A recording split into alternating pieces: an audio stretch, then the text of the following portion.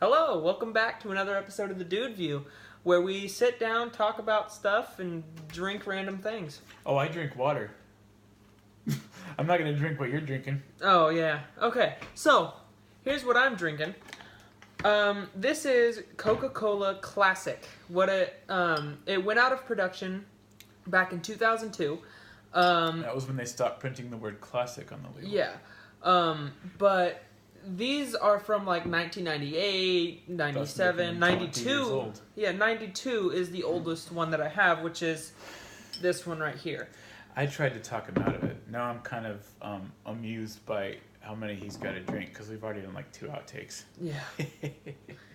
This sucks. I started out with 4. I already drank an entire one before we had to start the video. You dumped some of it out. You know what? You couldn't handle it.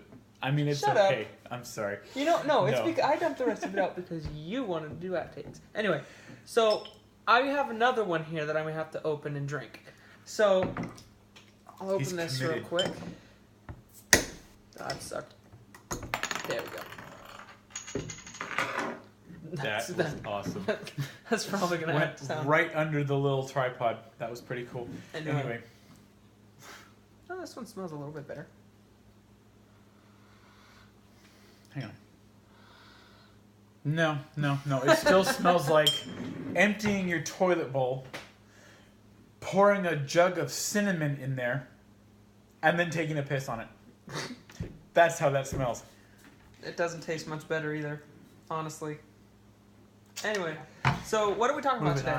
We're talking about movies. Movies? Got it. And that's kind of our format we're working with right now with these videos. This one's called Movies and Old Coke. Movies is the subject we're going to be talking about. Old Coke is what he's going to be drinking. So basically subject and then what we're doing while we're talking about said subject. Anyway, that being said, let's get going, shall we? Yeah. All right, so what are we starting with first?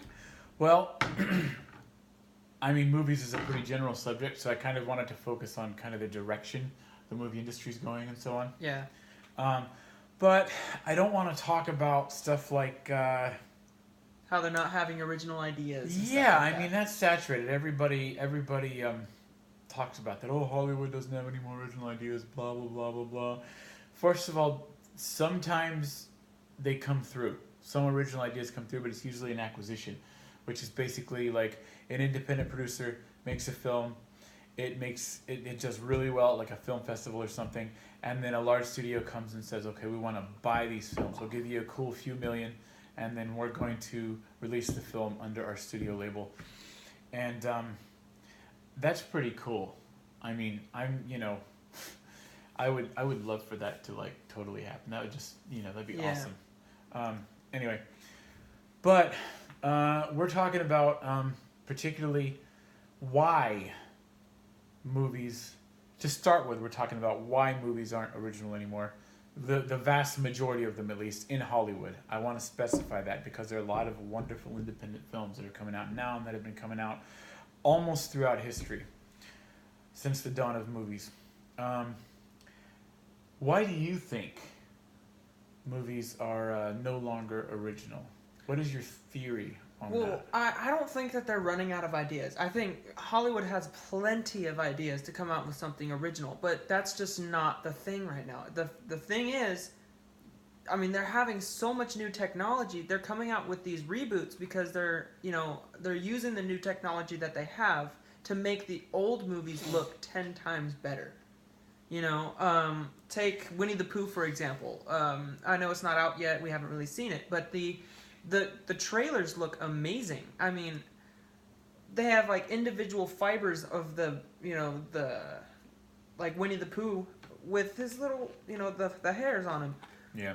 And I mean, you can see every detail. It's insane the technology that they have. That probably gets movies to the second window. Makes everyone want to buy the Blu-ray.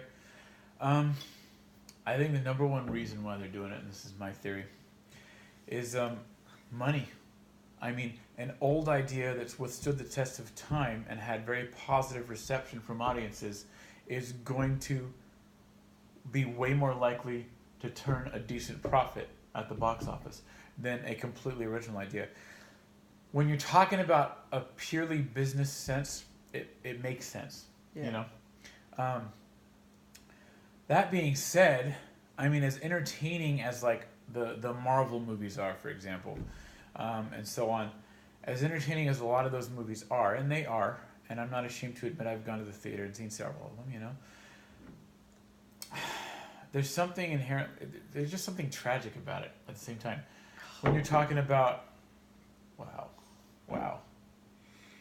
I don't know why I keep smelling it. I say that's the last time, then I smell it. It's like a train wreck. You just can't stop looking, but it's terrible. Anyway, so doesn't taste much better. I'm telling that's you. awful. I can't. I'm glad you're not doing this. Me too. Anyway, so like I was saying, when you're talking about art, you know, and something truly memorable that is gonna stand out in your mind, that you're gonna not stop thinking about for like a week.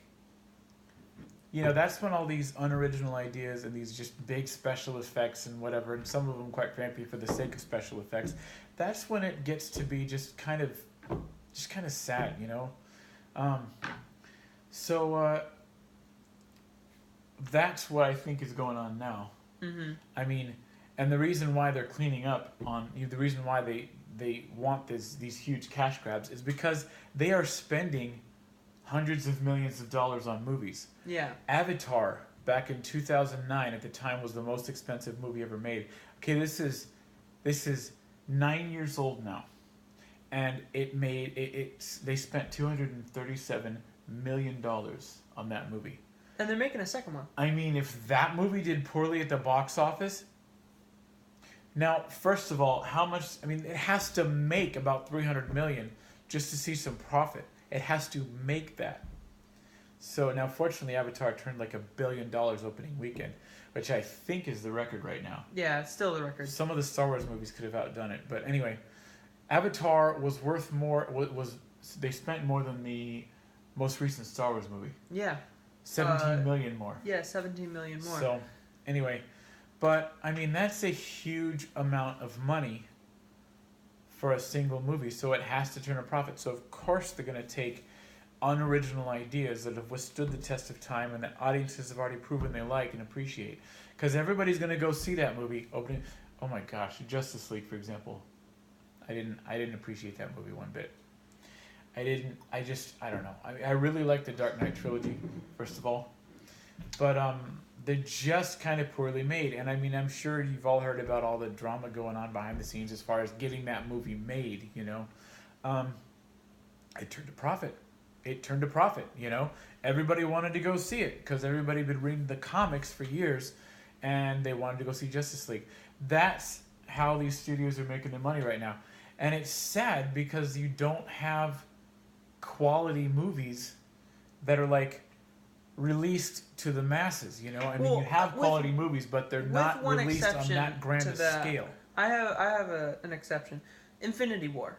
That was such a great movie. It was well put together. That was cool. And I appreciated that movie for just some kind of there's a part of me that loves chaos. Yeah. It really is. I appreciated that movie on that level. Now, I'm going to be very nice to people who still haven't seen that movie. I mean, it's been out for a while. If you haven't seen it, though, I ain't judging. I'm not going to spoil it, but it played into a certain, like, love for chaos that I have. So, yeah. Anyway, so what's the verdict? On what? on the movies. You know, like... What's the verdict? Guilty!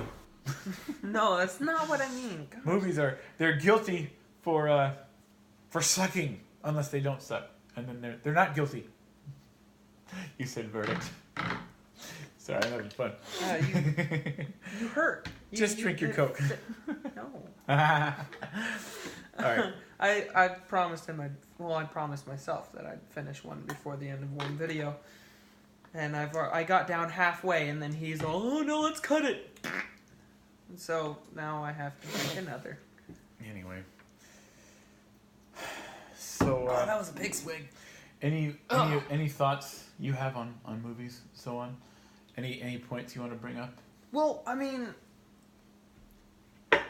yeah, the whole movie theater versus going out just to see a movie and then sitting in with your family and watching it at your home on Okay. So Amazon and going stuff to the like theater that. versus watching Home. something at home. Yeah.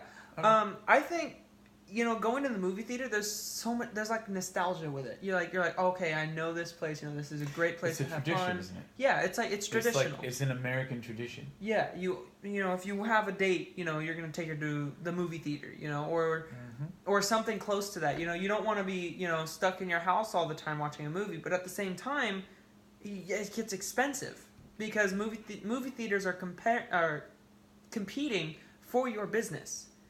That's all it is a business. So if one movie theater is getting a lot more profit than the other's gonna have some sort of gimmick like reclining chairs or recline. I just said that. Or IMAX. They're going to have some sort of gimmick to make you want to go there, but at the same time, Well, that costs a lot to put in there. I think they want to put this movie theaters the same reason the movie, the movie studios are. Yeah, it's like they want money, and so their gimmick is going to be those movies that the studios put through. That's why you've got like AMC and like Douglas, for example, movie theaters that are only playing like the biggest budgets and so on. Yeah. You have the smaller, more independent movie theaters playing smaller and more independent films, lower budget films. But and at the same honestly, time, though, like, if you want a reclining chair while you're watching a movie and having popcorn, then do it at your house. Go to a movie theater when it's more than one person and everything like that. But I mean, you can't beat sitting down, $8-9 a month, $10 a month on a Vudu or Netflix to watch movies, because I mean $10 a month as opposed to $10 a pop. Exactly. Every time you go see a movie. Every time, like, one movie, it costs like $50. If that, you get a drink and popcorn and everything like that. For just you. For just if yeah, you just bring for one other person. people in the mix. It gets out of, It's skyrockets. So I mean, you can't beat sitting down, your own food, make it yourself, sit down, have a drink with your family and watching a movie. But at the same time, it's an American tradition to go to the movie theater. Well, it's always fun getting out of the house and going to the movies. That's a lot of fun. But I think if you're looking for something really good that's going to stay with you, you're probably better off staying in these days. I mean, because when new movies come out, you've got good ones and you've got bad ones. And especially nowadays, there's the kind of cool but at the same time tragic trend of reboots and remakes and so on. They can be good, they can be bad, But when you're talking about like older movies and movies made with a lower budget that don't quite make it into theaters, but darn it, Netflix picked them up, that's pretty awesome, or Amazon Prime or something, there's a much better chance you're going to find quality, Like The Good Neighbor. than you would if you go to, dude, yes. And I was totally going to like promote this movie around the end, but he brought it up and I'm going to say it. The Good Neighbor. Now, I've been doing some homework on The Good Neighbor, and I was very sad to see that it got okay, first of all, Good Neighbor has James Caan in it. The very latest role I've seen him in. He could be in roles later. It's 2 years later now, But came out in 2016, and it's kind of one of those rare movies. It's like there's some found footage maybe, and then there's like, there's like an actual movie in there. It's not just purely one or the other. I'm not going to talk too much about it. Some of it's flashback and so on, and you'll learn that at the very beginning, of course, but you won't quite know what's going on yet.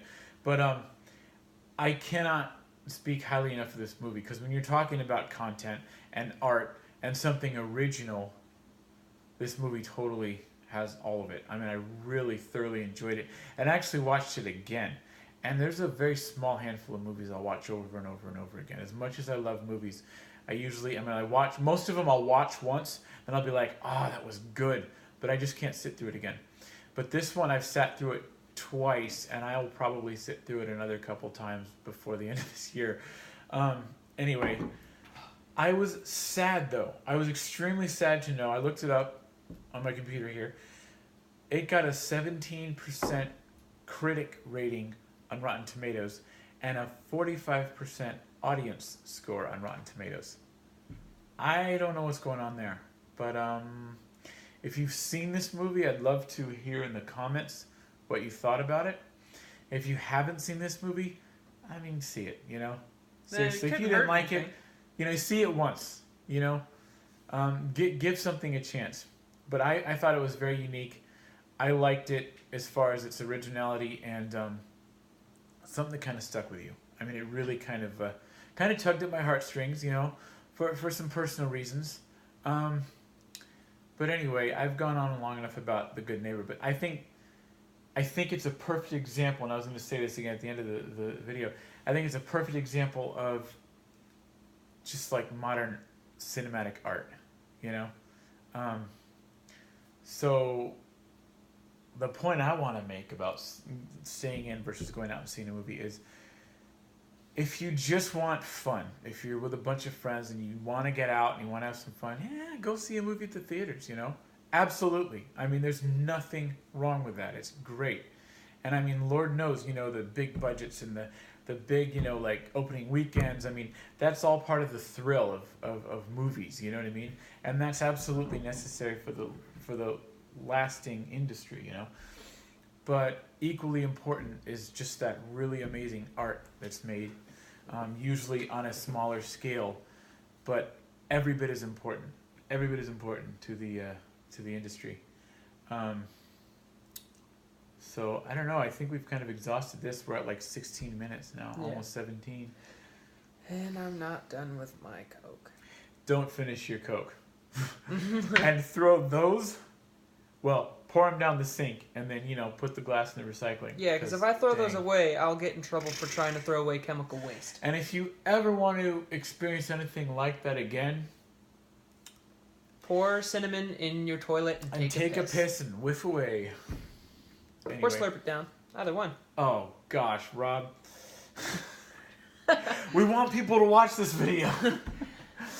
All right, anyway, like and comment, hit the bell notification, because, you know, if you subscribe, you don't necessarily get notifications anymore.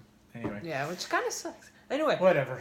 So, It doesn't suck. I like to subscribe to some things, and then I don't like to get notifications for those same things. I got this. I will finish Whatever. this. All right. Anyway. Till next time.